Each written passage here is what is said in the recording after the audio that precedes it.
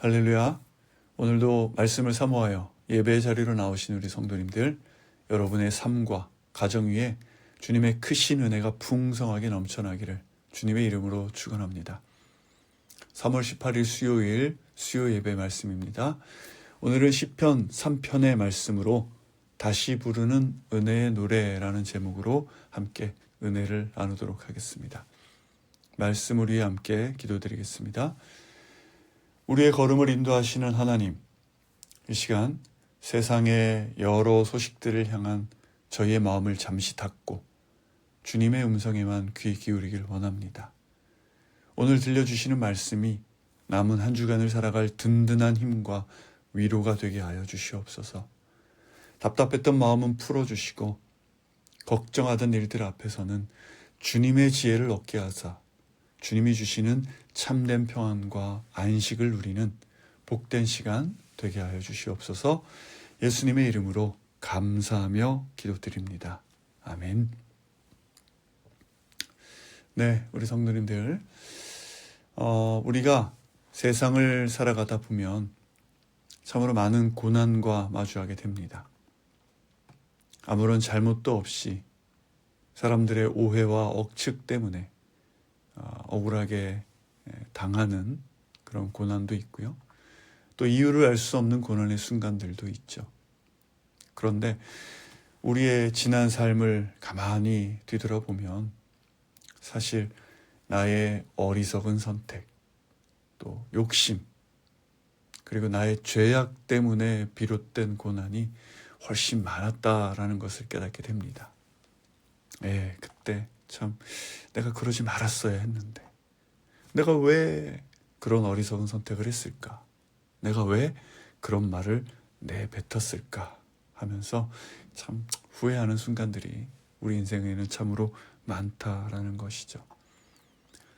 억울하게 당하는 고난은 오히려 견디기가 쉽습니다. 사람들이 내 마음을 몰라줘도 하나님이 다 아시니까 시간이 지나면 다 밝혀지겠지 하면서 마음을 다잡을 수 있죠. 내가 결백하기 때문에 마음은 당당하고 편안합니다. 다윗도 젊은 시절에 사울왕에게 억울하게 쫓겨다닐 때는 몸은 힘들었지만 마음은 늘 당당했습니다. 그것은 자신의 양심에 부끄럽지 않은 의로운 고난이었기 때문이죠. 하지만 정말 견디기 힘든 고난은 내 잘못과 내 죄로 인해 찾아온 고난의 상황입니다. 내가 내 스스로 돌아봐도 참 변명할 여지가 없고 믿는 사람으로서 도저히 해서는 안 될 일을 저질렀다라는 그 깊은 자책감이 몰려올 때 우리는 무너져 내리죠. 오늘 우리가 함께 살펴볼 시편 3편의 다윗, 바로 그 참담한 자리, 인생의 가장 깊고 어두운 바닥, 그곳에 지금 다윗이 서 있습니다. 이 시편 3편의 제목을 보면 이 시가 쓰인 배경이 기록되어 있는데요. 다윗이 그의 아들 압살롬을 피할 때 지은 시. 다윗은 평생을 전쟁터에서 보낸 영웅이었습니다. 주변에 수많은 적국을 물리친 전설적인 왕이었죠. 그런 그가 지금 도망을 치고 있습니다.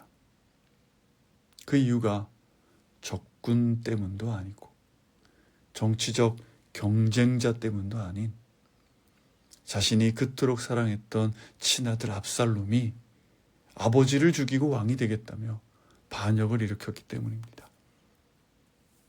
다윗은 머리를 풀어 헤치고 맨발로 울면서 성을 빠져나갑니다. 인생에서 참 가장 비참하고 또 수치스러운 순간이었을 것입니다. 자, 다윗은 아들이 반란을 일으킨 이 상황에서 왜 싸우지 않고 그저 도망을 갔을까? 그 이유는 다윗이 힘이 없어서가 아닙니다. 다윗의 곁에는 함께 산전수전을 겪었던 용사들이 있었죠. 하지만 다윗은 칼을 뽑지 않았습니다. 왜냐하면 이 모든 비극이 압살롬의 잘못이기 이전에 자기 자신의 죄에서 비롯됐다라는 것을 다윗은 잘 알고 있었기 때문입니다. 왕궁에 머물며 권력의 단맛에 취해서 영적으로 무뎌져 있을 때 다윗은 충신 우리아의 아내 밧세바를 범하게 되고 그 죄를 덮기 위해서 우리아를 전쟁터 맨 앞으로 몰아넣습니다. 그리고 그를 아주 잔혹하게 살해하는 끔찍한 죄를 저지르게 되죠. 그리고 그때 나단 선지자가 찾아와서 선포했던 그 무서운 말씀을 다윗은 똑똑히 기억하고 있었습니다. 사무엘하 12장 9절과 10절의 말씀입니다. 내가 햇사람 우리아를 칼로 쓰러뜨리고 그 아내를 내 것으로 만들지 않았느냐. 너는 그를 암몬 사람의 칼에 맞아서 죽게 했다.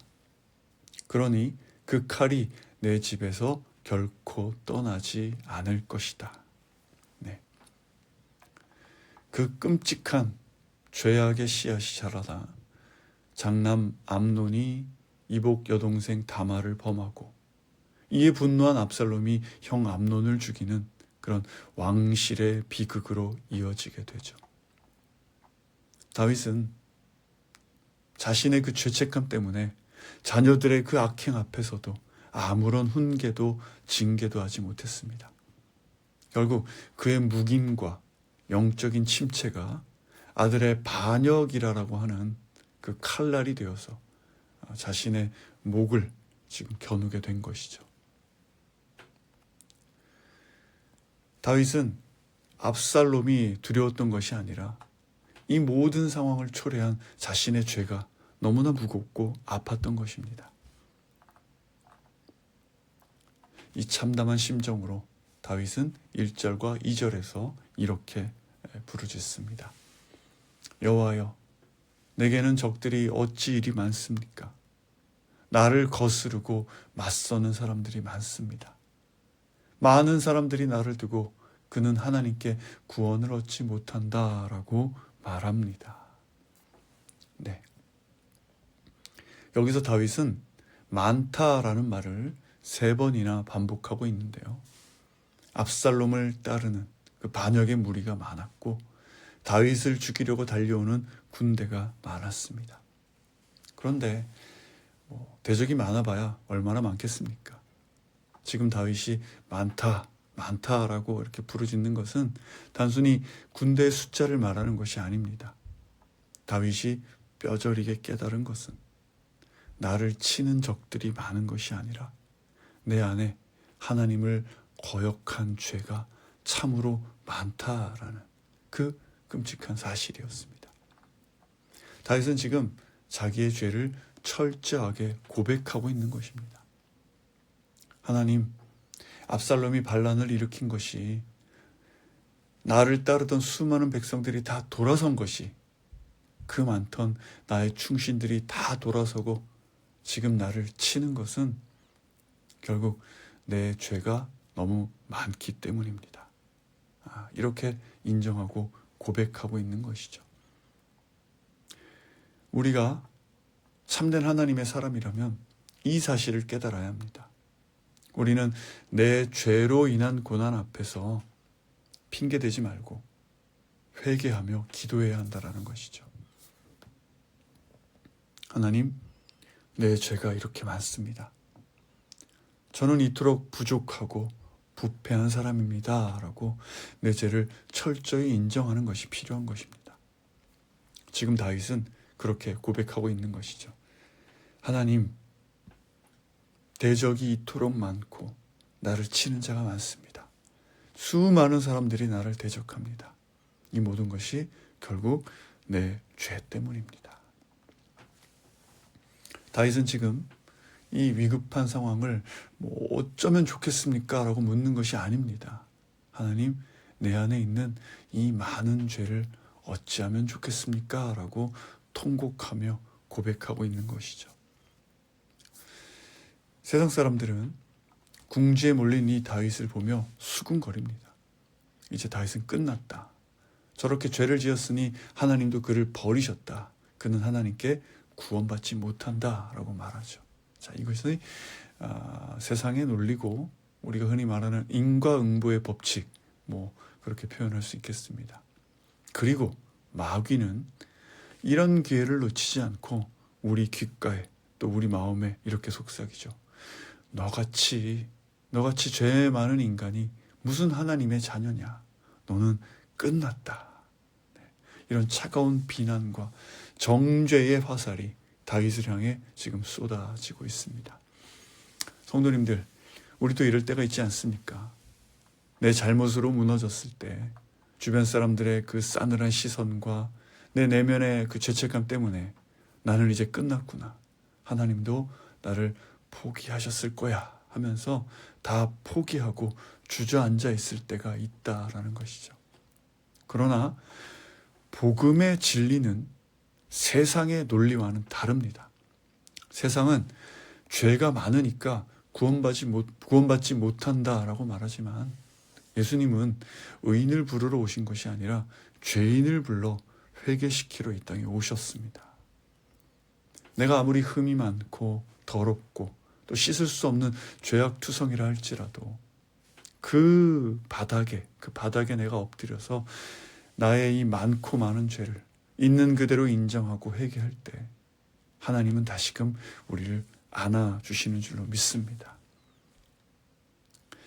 다윗이 이제 피난길에서 시므이라는 사람을 만났을 때 일인데요.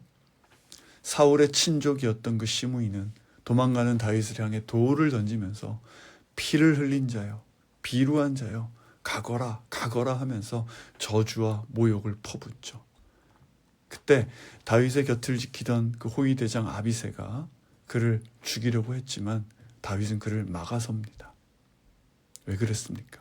다윗은 그 사람의 저주 속에서 자기를 징계하시는 하나님의 음성을 들었던 것입니다.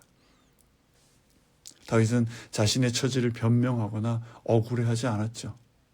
왕이라는 권위를 다 내려놓고 철저하게 죄인의 자리로 내려갑니다. 우리에게도 이러한 믿음의 태도가 필요하죠. 사람들에게 비난을 받고 억울한 욕을 먹을 때 무조건 맞서 싸우고 분노하기보다는 하나님께서 내게 이게 깨닫게 하시려는 뜻이 있구나 하면서 겸손히 하나님 앞에 엎드릴 줄 알아야 하는 것이죠. 자, 이러한 깊은 절망과 고통의 한가운데서 다윗은 놀라운 이제 믿음의 선포를 이제 시작합니다. 3절부터요. 자, 3절입니다. 그러나 여호와여, 주는 내 방패이시며 내 영광이시며 내 머리를 드시는 분이시니. 아멘. 다윗을 둘러싼 상황은 조금도 변하지 않았습니다. 아들의 군대는 여전히 쫓아오고 있고 너는 구원 못 받는다라는 이 세상의 조롱소리도 여전합니다. 그러나 다윗은 이러한 상황 속에서도 세 가지로 이제 하나님을 고백하는데요.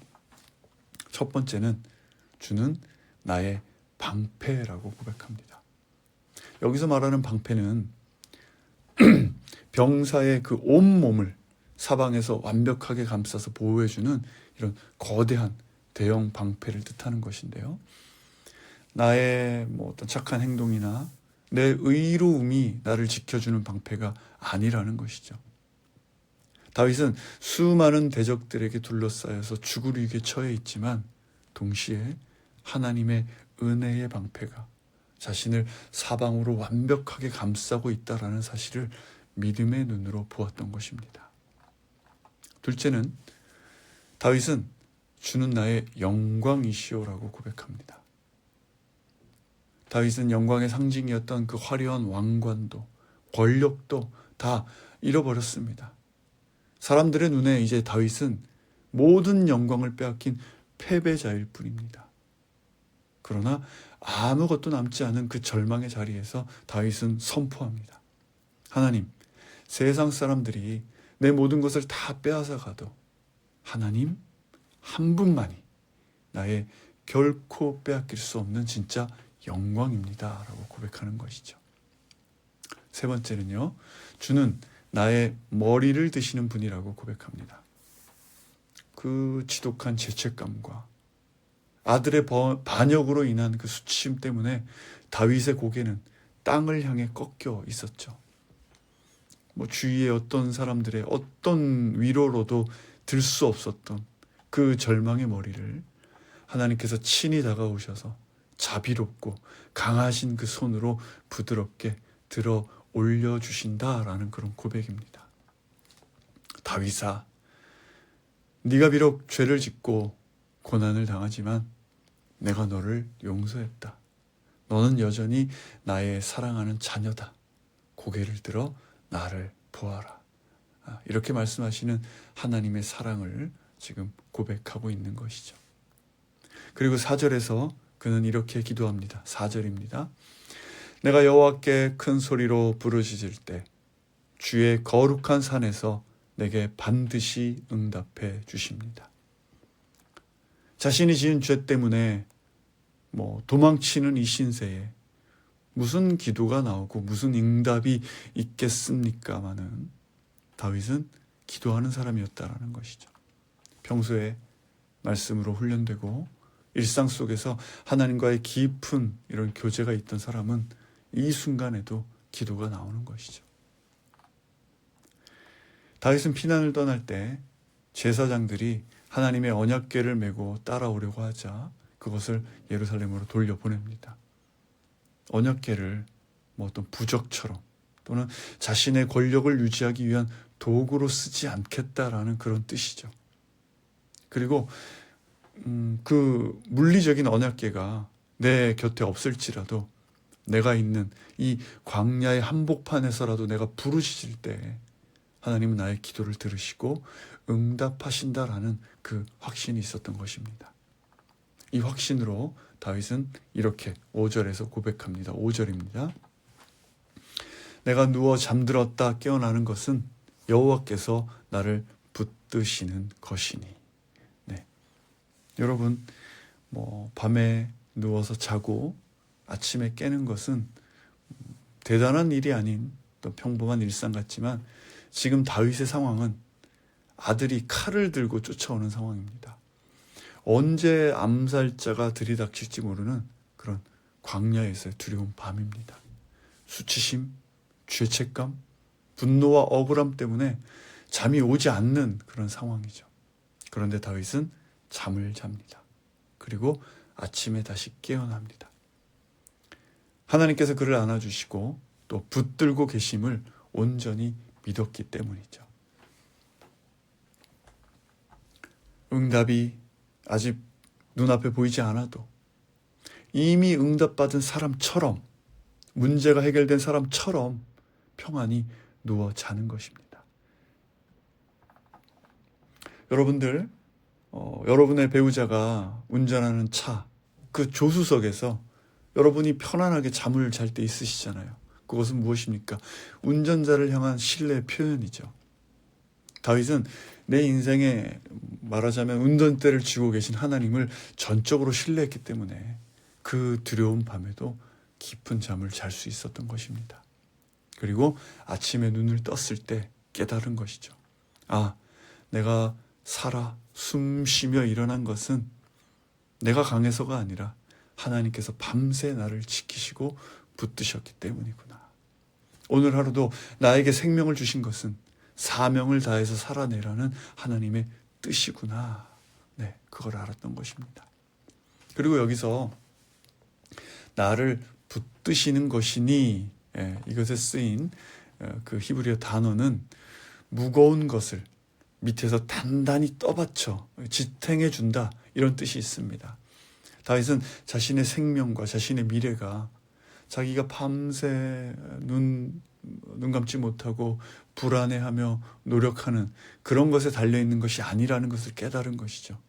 졸지도 주무시지도 않고 나를 지탱해 주시는 전능하신 하나님의 은혜의 손길에 내 모든 것이 달려있음을 철저히 신뢰했기 때문입니다. 인생의 큰 위기 속에서 걱정을 내려놓고 평안히 잠을 잔다는 것은 하나님이 내 삶의 진짜 주인이심을 인정하는 가장 위대한 믿음의 행위였고 최고의 예배였던 것입니다. 혹시 우리 성도님들 중에 여전히 내 죄 때문에 낙심하고 또 깊은 죄책감에 사로잡혀 있는 분들 계십니까? 그렇다면 다윗처럼 철저한 회개와 또 믿음의 기도를 통해 다시 일어서시기를 바랍니다.